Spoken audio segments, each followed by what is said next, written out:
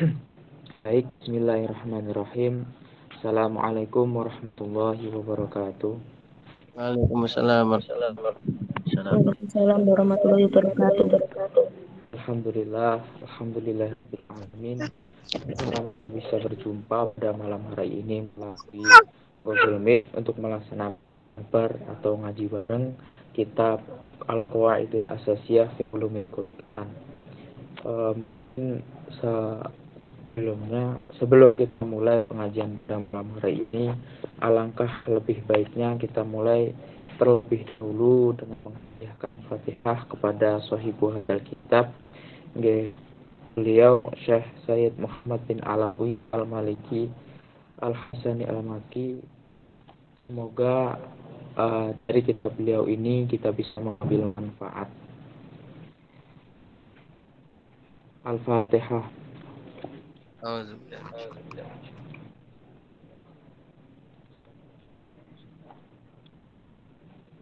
Baik, kemudian mungkin kita bisa bersama-sama terlebih dahulu untuk membaca doa sebelum belajar sebagaimana yang kita laksanakan sebelumnya.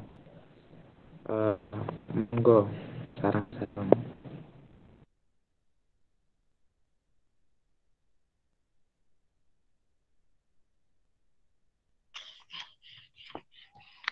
Ya, mari kita berdoa bersama ya teman-teman semua. Bismillahirrahmanirrahim. Sa'altu ka rabbi shihatal qalbi wal jasad wa afi ya tal abdani wal ahli wal walad wa tula hayatin fi kamal istiqomati wa hifdzam minal ijabi wal kibri wal hasad wa rizqan halalan wasi'an rona qisi yakunu lana aunan alaman hajir rasyad wa ilman mubarakan bihi afhamul kutub wa ra'yan sadidan yanfa'ul ahla wal walad wa amna minal bala iwal hauli wal fitan li autanina wa aisyata min kawil hasad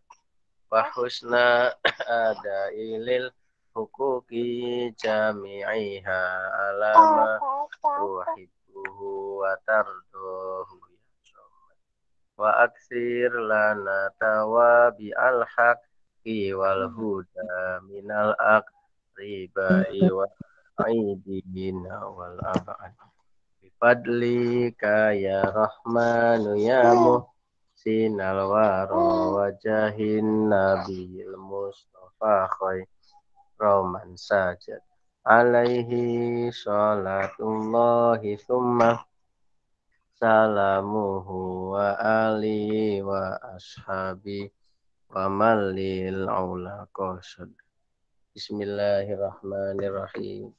Raditu billahi rabba bil islami dina wa bi muhammadin nabiyya wa rasula rabbi zidna ilma wa wasi' fi rizqi wa barik li fi ma razaqtani waj'alni mahbuban fi qulubi ibadik wa azizan fi uyunihim waj'alni wajihan fid dunya wal akhirah wa minal muqarrabin ya katsiran nawal ya hasanan fi'al ya qaiman bila zawal ya mubdi'an bila misal alakan hamdu wal minnatu wasyarafu ala kulli hal amin. Assalamualaikum warahmatullahi wabarakatuh. Waalaikumsalam warahmatullahi wabarakatuh. Alhamdulillah kita bisa ketemu lagi. Semoga teman-teman semua dalam keadaan sehat walafiat ya. Kalaupun ada yang sedang sakit, semoga Allah segera sembuhkan. Amin. Kalau ada yang sedang dalam kesusahan, kesedihan, semoga Allah ganti dengan kemudahan, dengan kebahagiaan. Amin. Ya, sebelum kita mulai, mari kita kirimkan Fatihah dulu kepada Nabi Muhammad sallallahu alaihi wasallam wa ala alihi wa sahbihi azwajihi wa dzurriyyati wa ibadihi wa ala jami' ikhwanihi minal anbiya wal mursalin awliya wasyuhada wassalihin wasyafati wa tabi'in wal ulama al amilin wal musannifin mukhlisin wa jamalikan korobin. Khususan ya Allah, pengarang kitab ini ya, Said Muhammad bin Alawi Al-Malik Al-Hasani, khususan guru-guru kita semua, guru saya, guru teman-teman semua, khususnya saya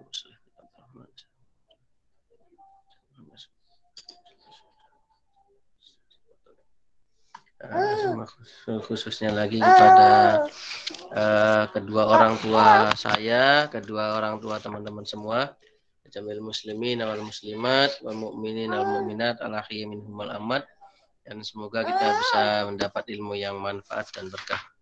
Al-Fatihah.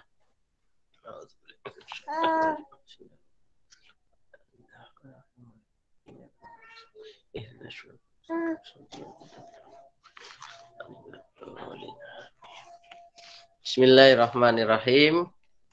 Qala al-musannifu rahimahullah ta'ala wa nafa'ana bihi wa bi'ulumihi fid dharaini amin. Ya. Kita lanjutkan ya kepada pembahasan selanjutnya, yaitu qaidatun fil ifrodi wal jam'i. Kaidah tentang mufrad dan jamak. Ya. Mufrad itu kalau dalam ilmu nahwu kan artinya satu ya. Sedangkan jamak itu artinya menunjukkan makna banyak, 3 atau lebih. Nah, di Al-Quran itu nanti ada kata-kata yang bentuknya jamak dan kata-kata yang bentuknya mufrad. Nah, nanti kita akan bahas. Ini ada beberapa kaidah terkait mufrad dan jamak ini. Kita mulai dari definisi ya.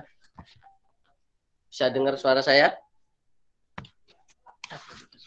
Bisa, Pak. Ustaz. Ya, Ustaz. Ya. Al-ifradu yang dimaksud dengan mufrad ya.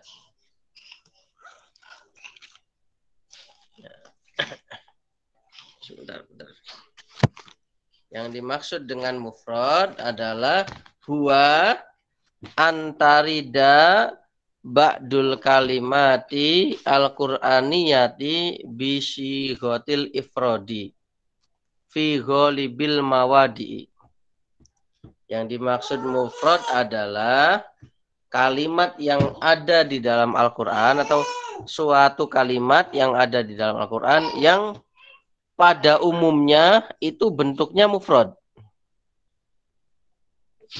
Wa bisi ghotil jam'i fi mawadi'a ukhra. Dan di sebagian tempat yang lain itu bentuknya jamak.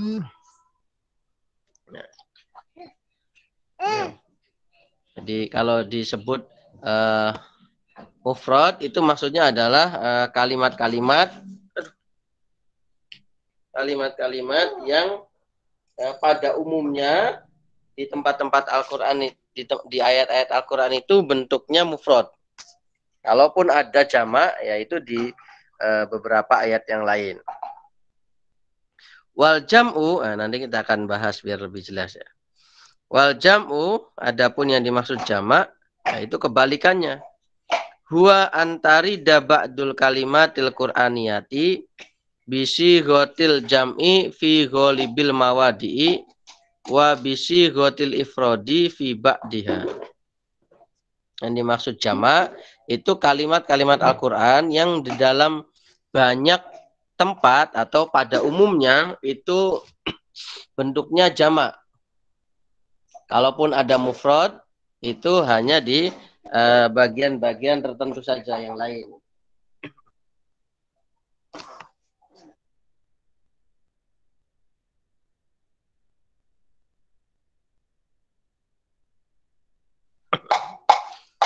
Ya, jadi di dalam Al-Quran itu ada kata-kata yang bentuknya mufrad saja. Ada juga kata-kata yang bentuknya jamak saja. Kalaupun ada yang ganti, ada jamak, ada mufrad, itu tidak sama. Jadi kadang mufrad lebih banyak mufradnya, jamaknya cuma sedikit. Kadang sebutannya banyak, jamaknya, mufradnya cuma sedikit. Contohnya ini ya. Min zalika. Salah satu atau bagian dari ifrad dan jamak adalah as-sama'u wal ardu. Kata as-sama wal ard. Kata sama dan ardun. As-sama artinya apa? Sama langit ya. Teman-teman saya yakin sudah tahu. Wal ardu bumi. Fahaisu waqa'a fil Qur'ani zikrul ardi fa innaha mufradatun walam tujma'. Di dalam Al-Qur'an itu contohnya lafaz al-ardun, al-ardu ya. Itu hanya ada bentuk mufradnya saja, enggak ada bentuk jamaknya. Coba jamaknya lafaz al-ardu itu apa? Ada enggak di Al-Qur'an? Al-ardu dalam bentuk jamak. Kan enggak ada itu, hanya mufrad saja. Nah, kalau kita dulu belajar nahwu, belajar alfiyah itu nanti ada wal aroduna. Nah, jamaknya disamakan seperti jamaknya mudzakkar salim. Padahal tidak memenuhi syarat jamak mudzakkar salim, kan ada itu ya. Disamakan, dimulhakkan. Nah, di dalam Al-Qur'an kata al-ardu itu mufrad saja. Walidzalika fa innahu lam yarid lafzu aroduna. Karena itu di dalam Al-Qur'an enggak ada lafaz jamaknya, yakni dalam bentuk aroduna. Kenapa? Lisikoli jam'iha, karena susahnya atau beratnya membuat jamak lafaz al-ard. Bi khilafis samawati. Berbeda dengan lafaz as-samawati. Ada kata mufradnya as-sama, ada lafaz jamaknya samawat. Nah, ya kan?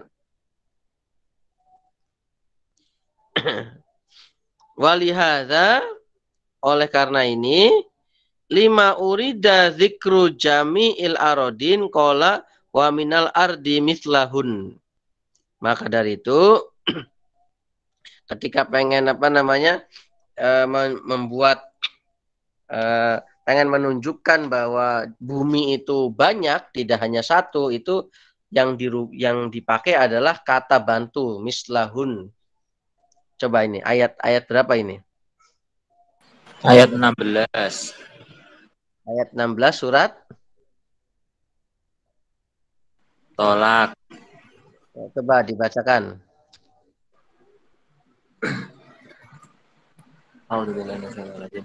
Allahul ladzi khalaqa sab'a samawati wa minal ardi mithlahun yatanazzalul amru bainahunna lita'lamu annallaha ala kulli syai'in qadir wa annallaha qad ahata bi kulli syai'in ilma. Ya. Coba di situ ya.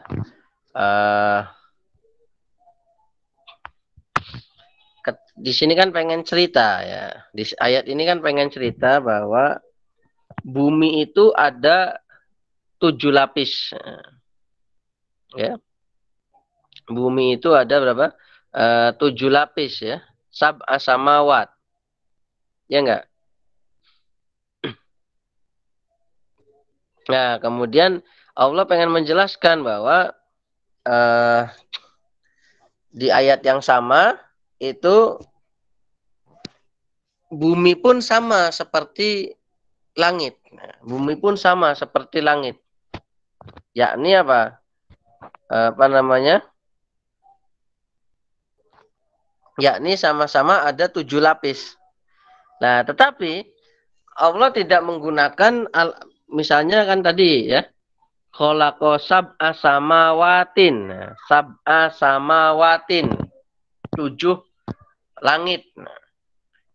Pitu piro-piro langit. Ini kalau di pesantren dulu ya. Nah, harusnya kan misalnya wa minal wal ardi atau wal ardo atau wa sab'a arodina. 7 bumi. Ya, tapi Allah tidak begitu. Allah pakai al-ardnya tetap 1. Kemudian untuk menunjukkan sama-sama 7 lapis pakai keterangan. Ibaratnya pakai kata keterangan. Misalnya di sini yang dipakai mislahun. Dan bagian dari bumi itu mislahun. Sama seperti sab'a samawat. Gitu. Ya, jadi ini ya. Jadi lafadz al-ard di dalam Al-Quran itu bentuknya hanya mufrad saja. Sedangkan lafadz as-sama ada mufradnya, ada jamaknya. Nah, kalau di sini Imam Said Maliki menjelaskan, beliau mencoba menjelaskan kira-kira kenapa ya kok di dalam Al-Quran kata al-ard itu enggak ada jamaknya. Di sini beliau menjelaskan lisi koli jam'iha karena sulit atau berat membaca jamaknya. Gitu. Ya kalau misalnya kita mikir, Pak itu kan ya takdirnya Allah Pak, mau kekuasaan Allah mau bentuknya ada jamaknya atau enggak ya kalau kita bicara itu takdir ya sudah selesai semua, enggak ada ilmu pengetahuan gitu. Makanya para ulama itu juga mencoba mencarikan jawaban-jawabannya.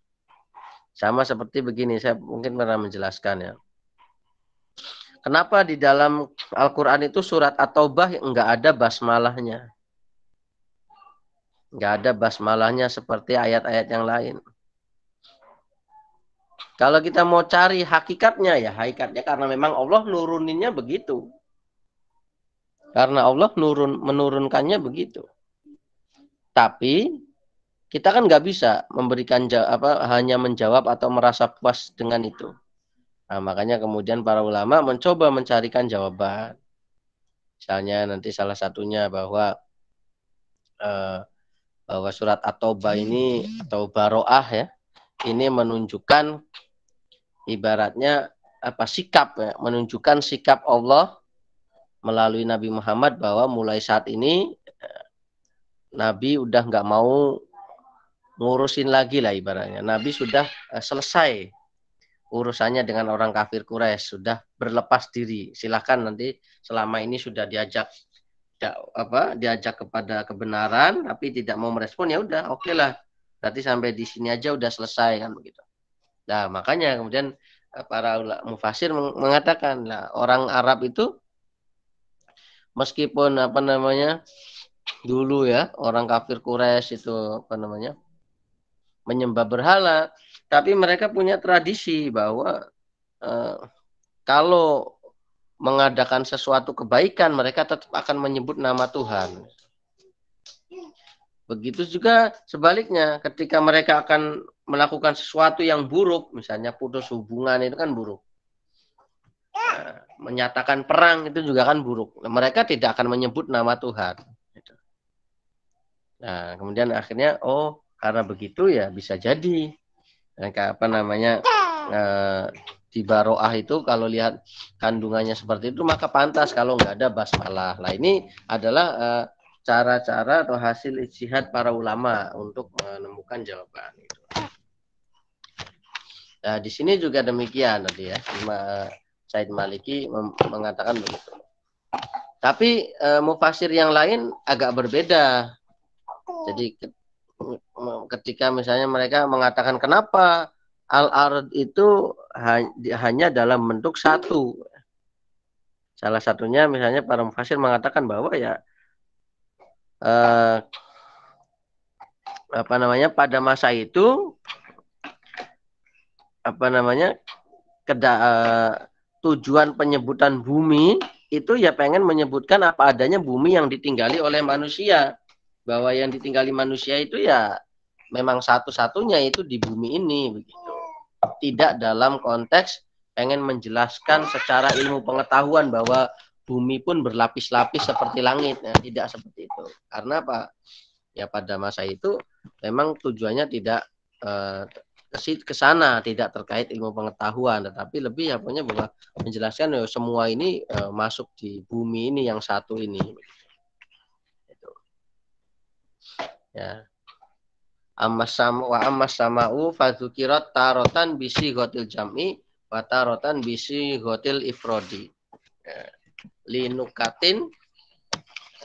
Linukatin taliku bidzalikal mahali gitu. Ya, jadi adapun kata sama, nah, langit itu ada kalanya disebut dengan bentuk mufrad, ada kalanya juga disebut dengan bentuk jamak sesuai dengan tujuan atau maksud ayat-ayat yang disampaikan itu. Ya, jadi ini bisa dipahamin sampai sini, teman-teman? Bisa Ustaz. Insyaallah Ustaz. Ya.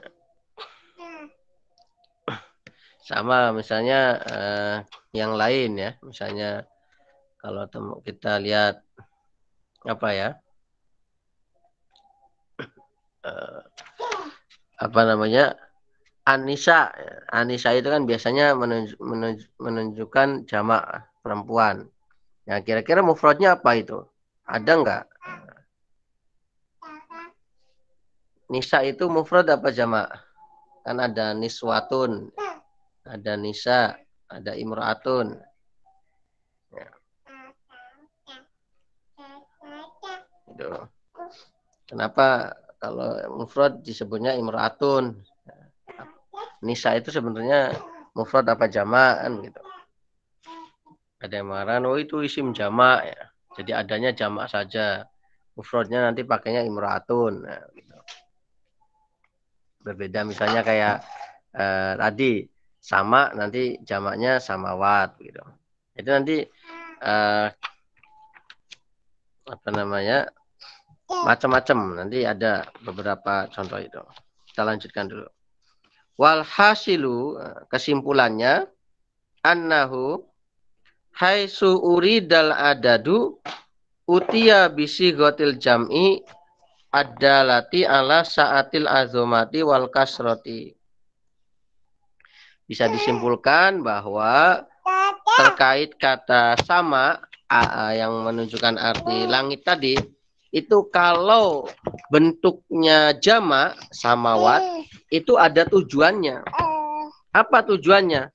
Untuk menunjukkan jumlah dan luasnya. Contohnya apa? Sabbahalillahi ma fis samawati. Untuk menunjukkan ya di segala penjuru langit, tidak hanya langit satu. Jadi setiap makhluk itu membaca, setiap makhluk yang ada di langit itu semuanya membaca tasbih kepada Allah. Itu ya tidak hanya di langit yang lapisan satu, tetapi semuanya. Itu. Ai jami usukaniha ala kasratihim, yakni segala penduduk sesuai dengan banyaknya. Ya. Tusabbihu lahus samawat. Ai kullu wahidatin ala ikhtilafi adadiha.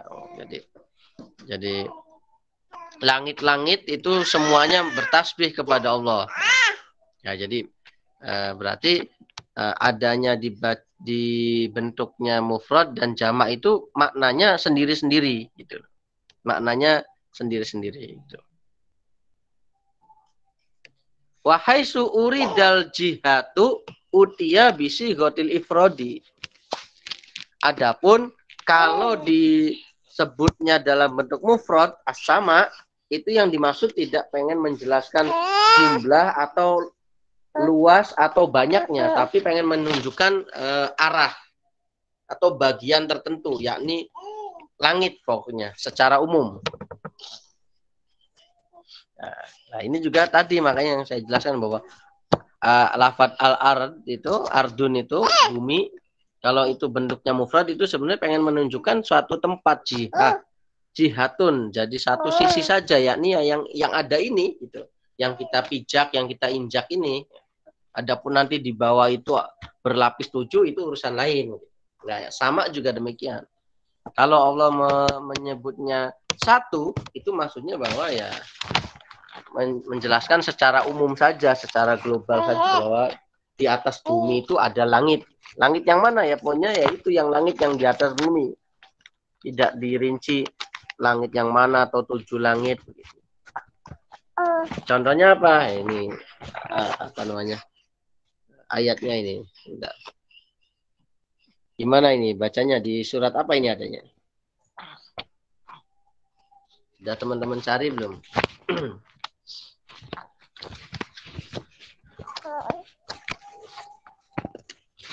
Wafis sama'i.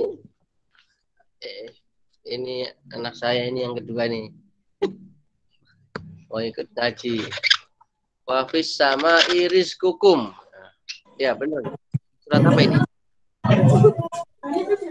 Az-Zariyat, surat Az-Zariyat.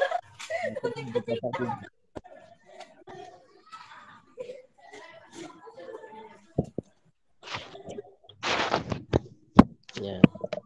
Hafiz sama'i dan di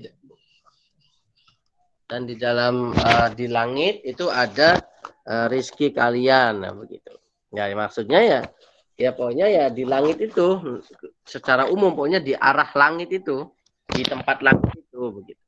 Tidak tidak dalam kapasitas pengen menjelaskan semua langit atau langit yang keberapa, itu enggak. Jadi pengen menjelaskan pokoknya ya arah di langit begitu. Makanya bentuknya mufrad gitu. A'amintum man fis sama'i. Apa ini bacanya?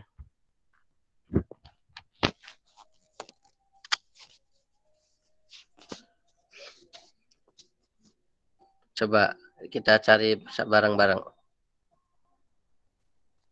Ayah Syifa ya. Ayah syifa bikumul ard. Bikumul ard ya. Surat Al-Mulk ya. Amintum man fis sama'i ayah Syifa bikumul ard. Fa idza hiya tamur ya. Ini. Jadi ringkasnya begini, bahwa adanya suatu kata itu disebutkan mufrad saja, disebutkan jamak saja, atau ada kalanya jamak, ada kalanya mufrad, itu nanti punya konsekuensi makna yang berbeda. Konsekuensi makna yang berbeda. Contohnya tadi lafadz sama. Lafadz sama kalau disebut dalam bentuk jamak samawat itu maka konotasinya ingin menjelaskan masing-masing dari langit itu, yang pertama. Yang kedua pengen menjelaskan cakupannya yang luas itu, bahwa langit itu sangat luas. Itu kalau bentuknya jamak.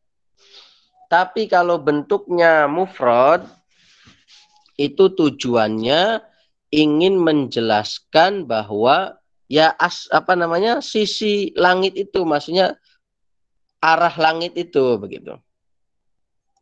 Nah, gitu ya.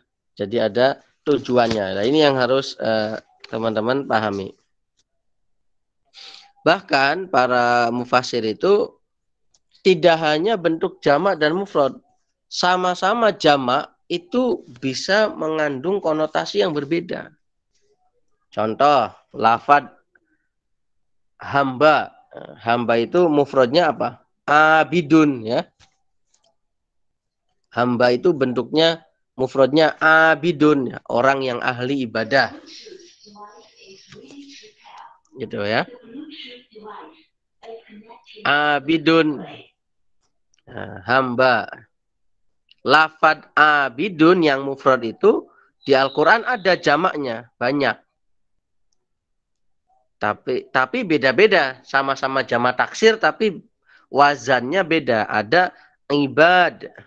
Contohnya ibadur rahman itu ya. Alladzina yamshuna alal ardi hauna. Nah itu ibad. Ada lagi abid, ain, ba, ya, dal. Wa ma rabbuka bidzulamin lil abid. Abid. Ini sama-sama jama nih. Satunya ibad, satunya abid. Ya. Kita boleh bertanya, kenapa enggak disebut Abidur Rahman? Kok malah pakainya Ibadur Rahman? Tapi di ayat tadi wa marobuka bizolamin lil abid. Kenapa kok abid tidak? Misalnya kenapa enggak wa marobuka bizolamin lil ibad? Nah, kenapa enggak begitu? Nah, mufasir ahli bahasa yang senang menggunakan pendekatan bahasa, mereka coba mengungkap makna itu, perbedaannya gitu. Ya, mungkin yang pernah kuliah dengan saya sudah pernah saya jelaskan ya ayat ini. Jadi bagi mereka, ya, bagi para mufasir itu ibad, Ibadur Rahman, ya, ibad itu konotasinya itu adalah hamba-hamba yang baik, hamba-hamba yang soleh. Makanya ketika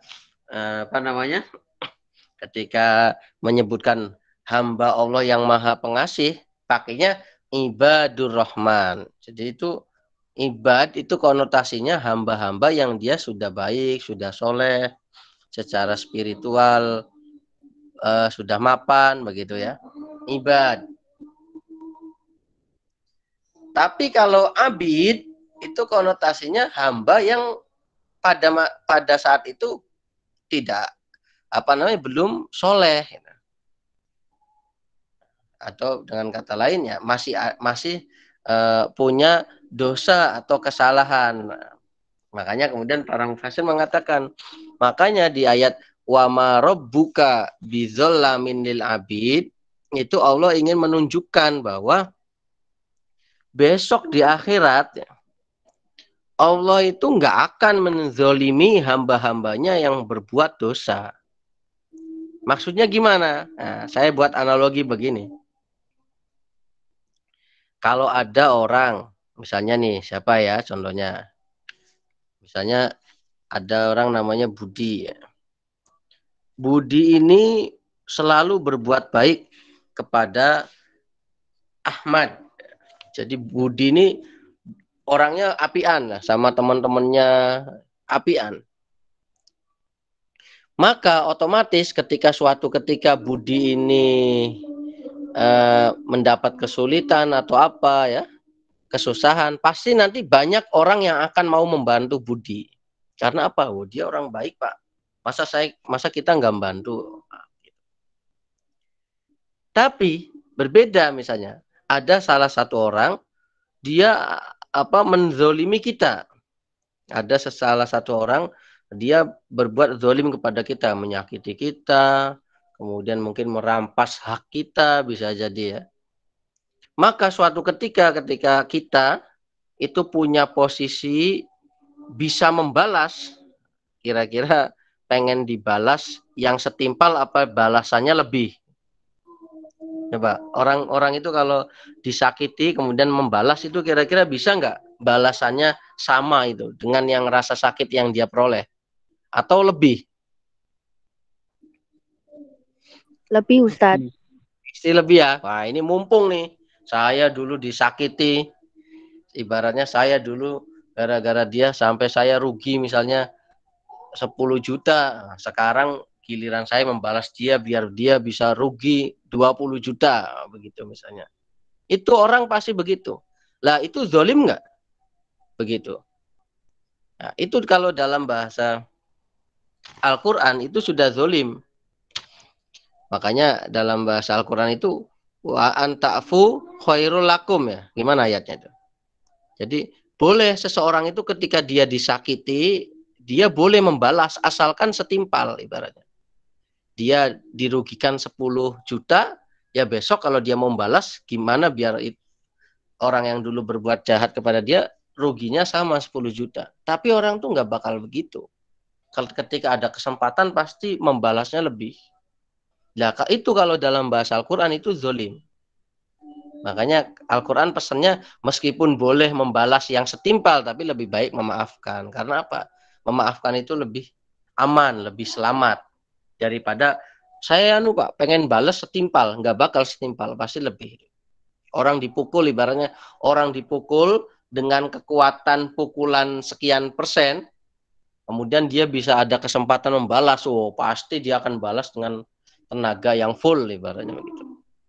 Nah, besok di akhirat itu Allah tuh nggak akan zalim seperti itu. Jadi Allah itu, kalau Allah baik kepada orang Muslim, orang yang soleh, yaitu ibaratnya wajar lah, ibaratnya dulu beribadah ya kan, dulu nurut sama Allah ya, kemudian nanti Allah beri nikmat yang berlipat ganda, Allah kasih surga yang macam-macam, ibaratnya bahkan satu kebaikan Allah balas minimal 10 kan begitu.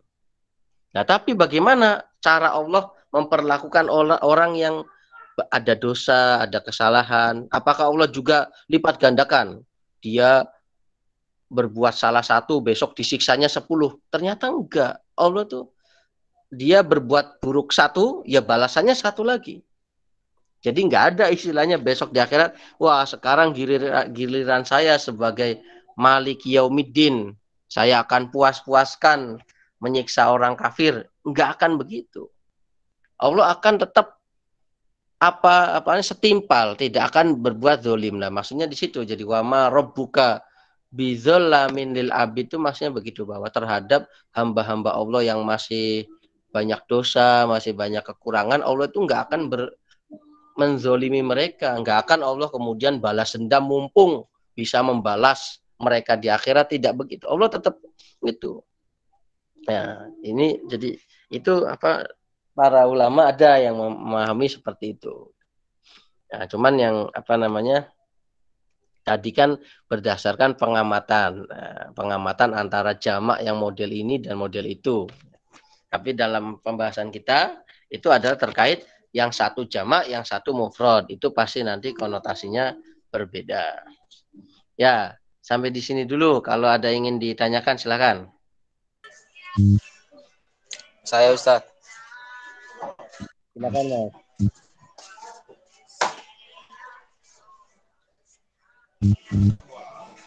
Yang tadi Ustaz, yang Ustaz jelaskan terkait dengan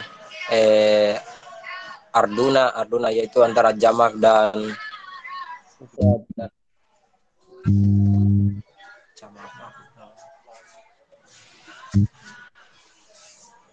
antara jamak sama mufrad Ustaz. Ya, gimana Mas? Saya mau tanya misalnya di dalam surat Al-Fatihah atau Ustaz, misalnya di dalam surat Al-Fatihah, bagaimana kita menentukan misalnya Malik Yaumiddin, itu kita lihat dari sisi mananya antara mufrad dan jamak Ustaz.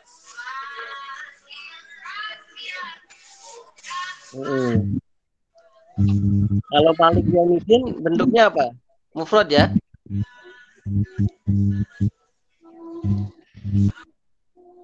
Halo, gimana Mas? Siapa ini namanya? Rabi Ustaz. Oh, ya. Maksudnya gimana? Kan kalau Malik Yaumiddin mufrad, lah terus gimana? Maksudnya misalnya di dalam surat Al-Fatihah atau Ustaz, berapa ayat itu Ustaz? Misalnya pertama sampai terakhir itu Ustaz, bagaimana kita menentukan antara jamak sama mufradnya Ustaz? Kita lihat dari sisi mananya Ustaz, antara mufrad sama jamak. Oh, kan maksudnya membedakan ini konotasinya kemana gitu ya? Baik. Ya, alhamdulillah tuh Ustaz, alhamdulillah itu dia itu bersifat jamak atau mufrad Ustaz, begitu Ustaz.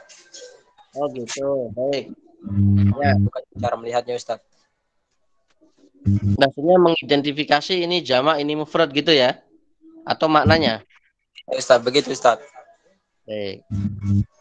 Jadi kalau kita pengen tahu ini lafadz ini jamak apa mufrad, nah itu maka kita harus tahu apa ya istilahnya, wazan, bentuk-bentuk kalimat dalam bahasa Arab.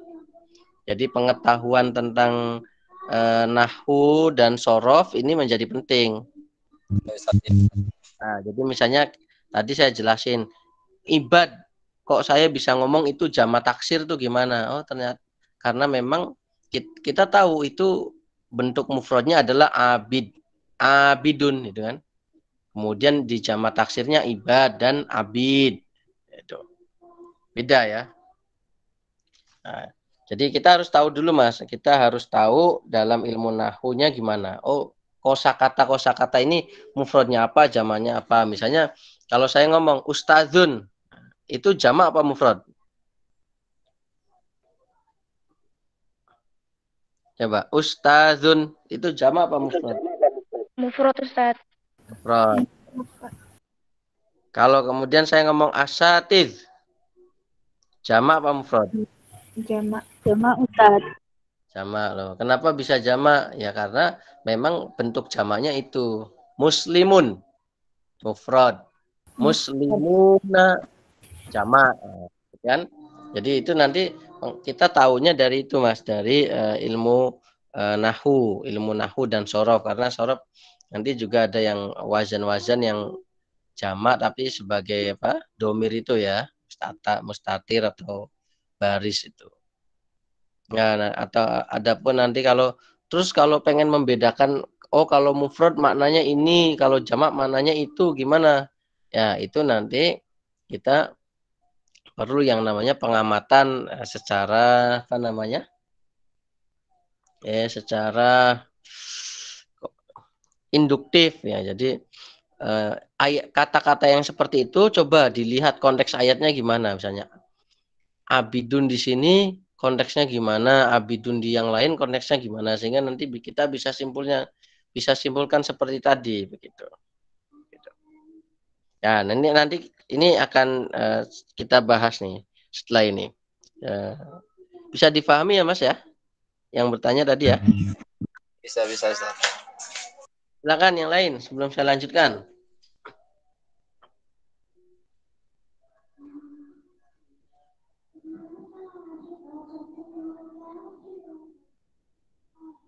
Nah, kalau nggak ada kita lanjutkan ya. Wa min zalika, dan sebagian dari tadi jamak dan mufrad itu arrihu, lafad rih. Rih itu artinya apa? Rih itu artinya apa? Angin, Pak. Angin. Angin. Kalau roihun apa? Coba. Rihun itu angin. Kalau roihun apa itu? Itu nanti maknanya sudah beda lagi. Nah, kita nggak akan bahas itu. Kita bahas rihun yang maknanya angin.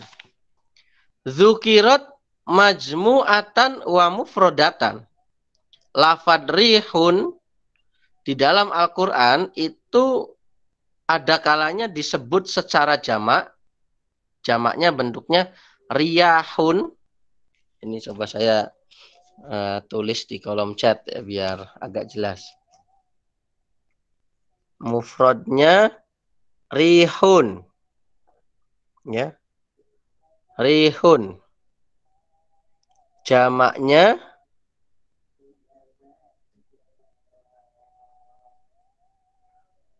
riyahun. Nah, ini coba lihat itu. Di dalam Al-Quran, kata rihun itu ada kalanya mufrad, ada kalanya jamak. Nah, tapi teman-teman perlu ketahui, di dalam Al-Quran ketika kata rihun dalam bentuk mufrad dan kata rihun dalam bentuk jamak, riyahun itu punya konotasi yang berbeda. Nah, ini yang agak berbeda, yang kita perlu teliti ini. Saya contohkan begini. Kalau saya ngomong masjidun, itu satu masjid, mufrad. Kemudian saya ngomong masajidu, masjid-masjid, itu kan maknanya sama. Ya pokoknya masjid ya itu yang masjid, yang tempat sholat begitu. Yang tempat sholat begitu. Tapi kalau di Al-Quran nggak seperti itu. Ketika ada kalimat yang bentuknya mufrad dan kemudian kalimat itu juga ada kalanya bentuknya jamak, itu nanti konotasi maknanya bisa berbeda. Contohnya lafadz rihun ini. Fahaisu dzukirat fi siyaqir rahmati jumi'at. Ketika lafadz rihun itu pengen dijelaskan sebagai angin yang membawa rahmat, jadi konteks ayatnya cerita tentang angin yang membawa rahmat, maka jumi'at, maka bentuknya adalah jamak. Jadi kalau ada kata rihun dalam bentuk jamak, riyah, itu berarti konotasinya adalah angin yang bagus, angin yang baik. Sebaliknya, au fi syaqil azabi ufridat. Sebaliknya, kalau pengen menyebut, jadi Allah pengen menyebut angin itu angin yang membawa buruk, misalnya angin topan, angin yang bisa merusak rumah, atau angin yang kencang, sangat kencang sehingga bisa menimbulkan kerusakan, atau angin berupa azab, maka Allah mendatangkannya dengan bentuk rihun yang mufrad, bukan yang jamak. Nah, biar lebih jelas kita lihat contohnya. Coba contohnya ya. Yang bentuk mufrad ini ya. Di surat Al-Ahzab ayat berapa ini? 9 ya. Gimana ayatnya? Idz ja'atkum junudun fa'arsalna alaihim rihan wa junudan lam tarauha. Coba silakan dilihat di mushafnya atau di di Google-nya. Surat Al-Ahzab ayat 9. Jadi ini ceritanya ketika orang muslim perang melawan orang kafir ya. Maka Allah idz ja'atkum junudun, ketika datang kepada kalian junudun, bala tentara orang-orang para musuh itu. Fa'arsalna alaihim, maka kami utus kepada mereka, maksudnya musuh-musuh Islam tadi, rihan, angin. Wa junudan, dan bala tentara lam taroha, yang tidak bisa dilihat oleh musuh. Nah, coba kalau teman-teman lihat di sini rihan itu kan bentuknya mufrad. Dan kalau kita diterjemahkan saja, itu ya artinya ya, dan kami kirim kepada mereka musuh-musuh umat Islam di medan perang rihan, sebuah angin. Tapi kalau teman-teman lihat tafsir, maka akan muncul di sini apa? Angin yang sangat dingin dan bisa mematikan. Duh, Pak, kok bisa ya Pak? Anginnya itu padahal secara lafadz itu rihan. Angin saja, tidak ada rihan misalnya apa? Yang merusak, rihan yang mematikan. Nggak ada keterangan mematikan, nggak ada keterangan merusak, nggak ada keterangan yang sangat dingin, nggak ada. Tapi ditafsirkan oleh para mufasir sebagai angin yang sangat dingin yang bisa membinasakan. Kenapa kok bisa seperti itu? Karena melihat konteksnya. Konteks ayatnya itu lagi cerita tentang peperangan ya, berarti otomatis yang diutus itu angin yang tidak ibaratnya angin sepoi-sepoi yang bisa buat kita ngantuk, enggak, tapi di situ adalah angin yang sangat angin yang sangat mematikan, yang berdampak buruk dalam hal ini kepada musuh-musuh Islam begitu. Maka ketika Allah pengen menjelaskan angin yang model seperti itu, maka Allah datangkan dengan bentuk mufrad, rihan. Sebaliknya, kalau Allah pengen menyebutkan angin dalam arti angin yang baik, maka Allah pakainya kata jamak. Contohnya di surat Ar-Rum ayat 48. Allazi yursilur riyaha fatuthiru sahaban fayabsutuhu fis sama. Ini Allah lagi cerita bahwa Allah lah yang mengutus angin, sehingga angin itu nanti yang menggerakkan atau yang memberi pengaruh kepada apa? Sahaban itu apa? awan ya. Kemudian nanti awannya makin luas di langit, nanti akhirnya turun hujan. Ketika turun hujan, ya nanti tumbuh macam-macam. Nah, di sini pengen menceritakan angin sebagai salah satu bagian dalam proses turunnya hujan. Nah, ini kan berarti kan kebaikan. Angin yang baik kan. Atau di ayat yang lain tuh angin yang dengan angin tersebut bisa wajaroina bihim birihin. Itu nanti contoh yang lain. Jadi, ya, jadi itu. Jadi dalam ayat ini surat Ar-Rum ayat 48 ingin cerita bahwa yang dimaksud angin di sini angin yang baik ya, angin yang menjadikan salah satu tahapan yang berpengaruh dalam proses turunnya hujan. Nah, ini kan konotasinya lagi cerita yang baik, maka Allah datangkan dengan bentuk riyah. Nah, ini contoh ya, apa contohnya? Bisa dipahamin nggak teman-teman tentang mufrad dan jamak ini?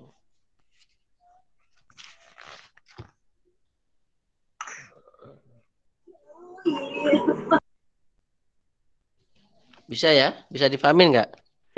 Pak. Ini contohnya. Jadi kalau dalam Al-Quran disebut kata rihun, maka itu konotasinya angin yang nggak bagus, yang punya dampak buruk, atau angin itu di dalam ayat itu ceritanya lagi tentang azab kepada orang yang durhaka atau yang lain, maka Allah pakai kata rihun mufrad. Tapi kalau pengen menyebut angin yang dalam konteks kebaikan, membawa kebaikan, membawa rahmat, maka Allah sebut dalam bentuk jamak gitu. Wa hadhil qawaidu hiya ala wajhil ghalibi. Kaedah-kaedah di atas bahwa rihun kalau mufrad itu maknanya konotasi yang angin yang tidak bagus, sedangkan kalau jamak angin yang bagus itu ya. Ataupun tadi misalnya sama, ketika disebutkan mufrad sama itu mengartikan apa? Bagian atau suatu tempat tertentu. Sedangkan kalau jamak, kalau tadi mufrad ya, sama dalam bentuk mufrad itu jihah ya. Aspek atau apa namanya? Bagian tertentu suatu tempat, sedangkan kalau jamak samawat itu adalah mencakup bagian-bagiannya. Itu adalah wajhil ala wajhil ghalibi, pada umumnya.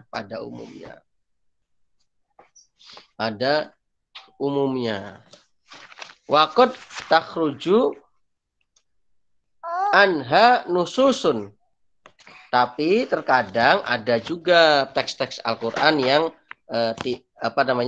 istilahnya tidak sesuai dengan kaidah itu. Jadi pengecualian istilahnya. Ajabal ulama'u anha fil mutawalati, yang sudah dijawab oleh para ulama di dalam kitab Al-Mutawalat. Al-Mutawalat itu kitab-kitab yang pembahasannya panjang lebar. Jadi kadang ada fil mabsutot di dalam kitab-kitab yang lebar, dirinci. Ada yang istilahnya Al-Mutawalat, kitab-kitab yang dipanjangkan begitu.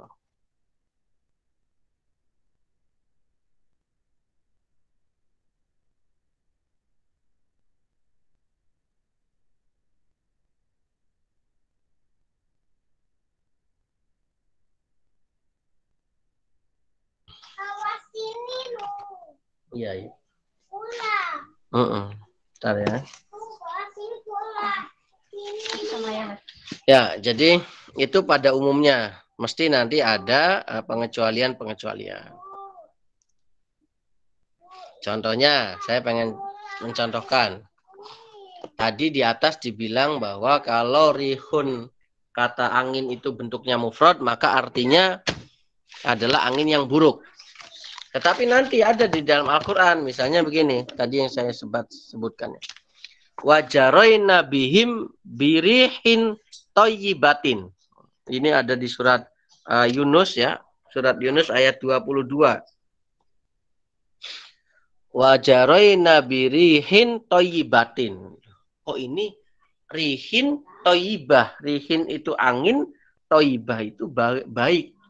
Oh berarti dalam ayat ini meskipun rihunnya dalam bentuk mufrad, tapi konotasinya bukan yang buruk. Kenapa? Karena ada indikatornya, yakni ada kata toibah. Jadi nggak mungkin masa angin yang buruk yang itu toibah. Nah kan nggak mungkin. Wa farihu biha ja'atha rihun asifun. Nah, ini. Jadi ini ayat Yunus 22, surat Yunus ayat 22 ini di situ disebutkan kata rihun mufrad semua, tapi dengan ada indikator yang lain yaitu berupa sifatnya. Yang pertama rihin toyibatin, yaitu angin yang baik, sedangkan yang kedua rihun asifun.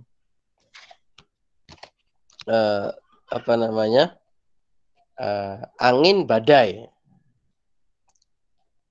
Oh, berarti di sini ada pengecualian. Berarti ada kalanya juga kata rihun yang bentuknya mufrad itu tidak maknanya tidak selalu angin yang buruk, tetapi bisa juga angin yang baik.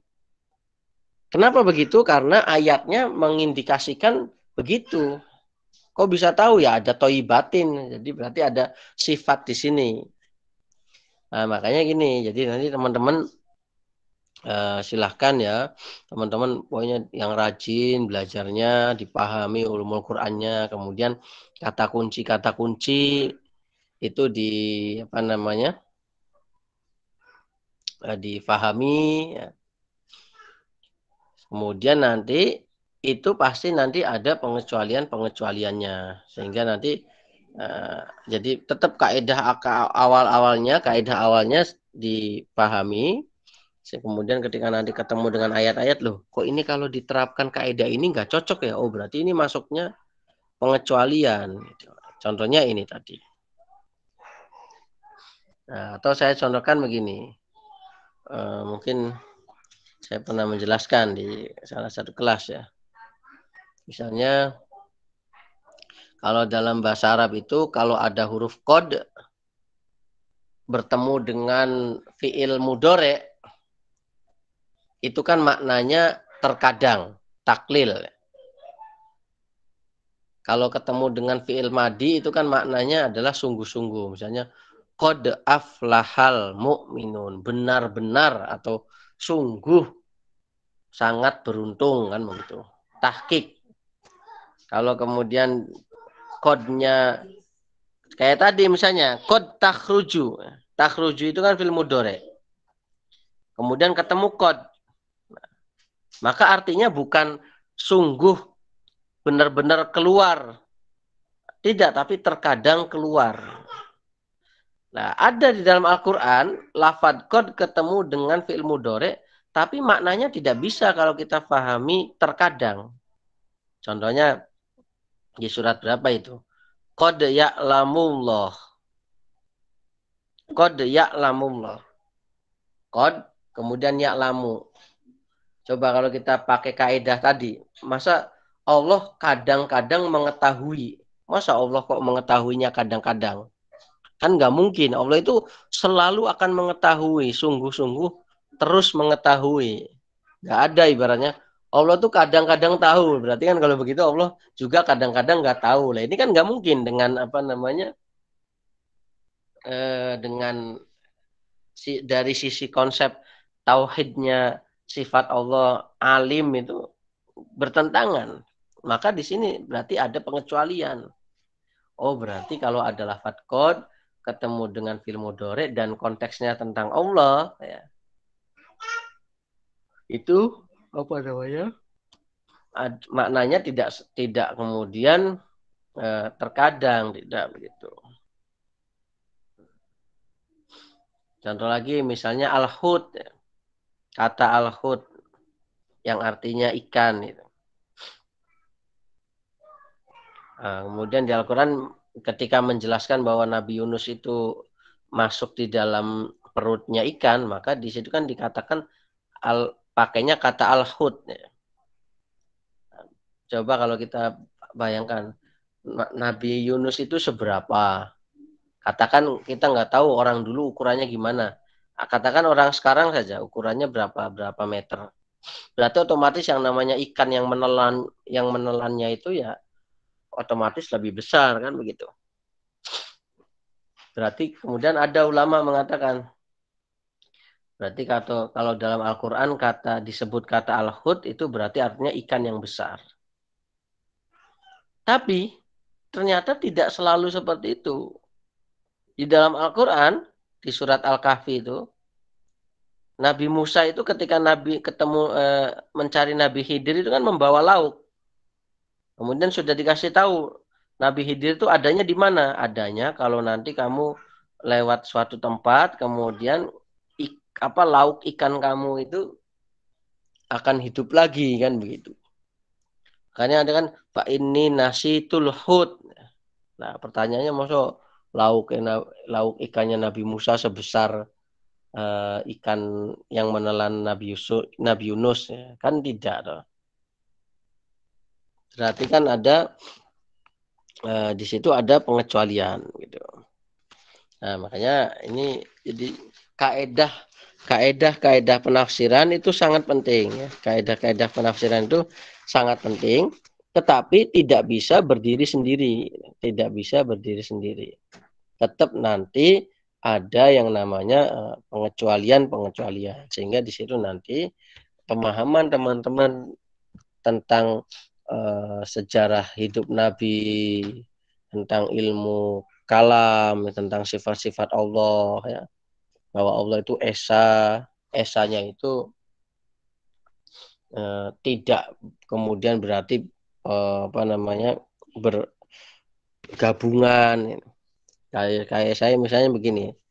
Kalau misalnya saya mengatakan ini peci saya ini satu apa banyak ini.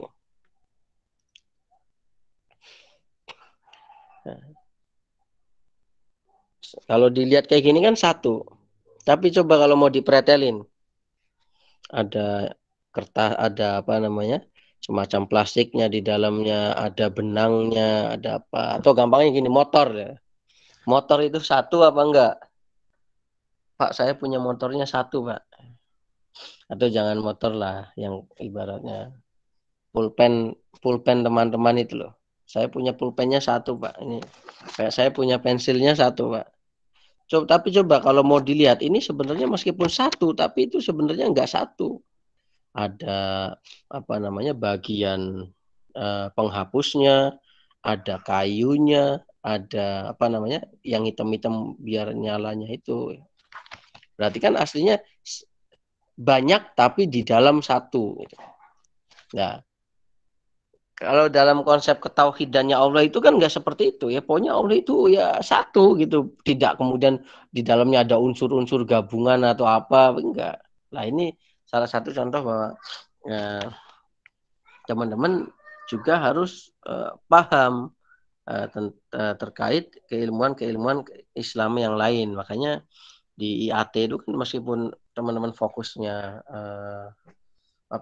fokusnya tafsir, tapi kan teman-teman ada belajar yang lain, belajar tasawuf, belajar ilmu kalam, tauhid, dan kemudian sejarah sirah nabawiyah, karena itu penting untuk menjadi ibaratnya tadi pendamping dalam menafsirkan Al-Quran. Jadi tidak hanya dengan kaedah tafsir.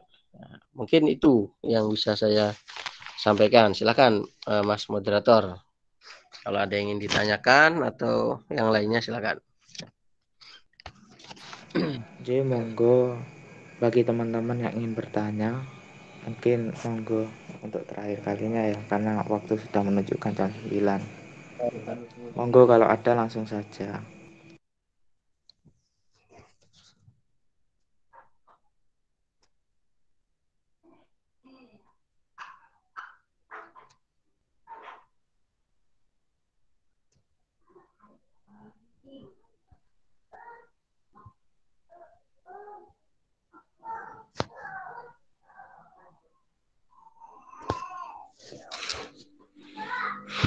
Tapi bisa dipahamin nggak teman-teman? Yang saya sampaikan bisa dipahamin nggak? Insya Allah bisa, Ustaz. Ya, nanti kita minggu depan ya, semoga minggu depan 2 hari, tanggal berapa itu ya?